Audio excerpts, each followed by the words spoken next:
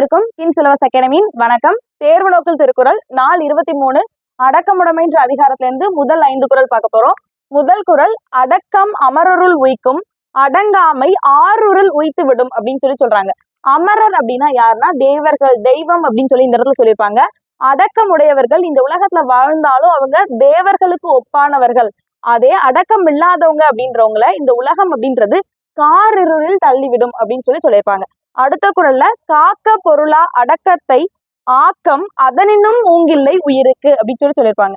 காக்க பொருளா அடக்கம் அப்படின்னா எதை நம்ம போற்றி காக்கணும் அப்படின்னா அடக்கத்தை போற்றி காக்க வேண்டும். அதை விட சிறந்த செல்வம்ன்றது வேற எதுவும் இல்லை அப்படின்னு சொல்லியிருப்பாங்க. அடுத்த குறள்ல, செறிவறிந்து சீர்மை பயக்கும் அறிவறின் தாற்றி நடங்க பெறின். செறிவறிந்து சீர்மை பயக்கும் அப்படின்னா அடக்கமுடையவர்கள் அப்படின்றவங்க எதுவுமே தெரியாம அடங்கி இருக்கிறவங்க கிடையாது. செறிவறிந்து அப்படின்னா ஒரு செயலை நல்லா தெரிஞ்சு அதுக்கப்புறம் என்ன பண்ணிருப்பாங்க, சீர்மை பயக்கும் அறிவறின் தாற்றி நடங்க பெறின்.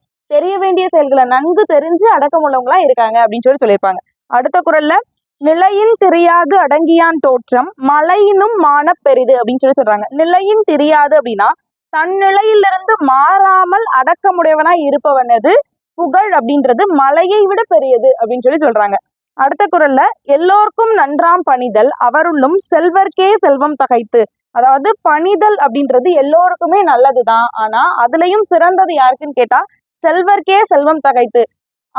உண்மையாவே அவங்க முன்பே செல்வந்தரா இருந்தாலும் கூட அவங்க அடக்கமுடையவங்களா இருந்தாங்க அப்படின்னா அது இன்னும் சிறப்புடையது அப்படின்னு சொல்றாங்க. நாளைக்கு அடக்கமுடைமையில உள்ள மீதம் 5 குறளை பார்ப்போம். நன்றி.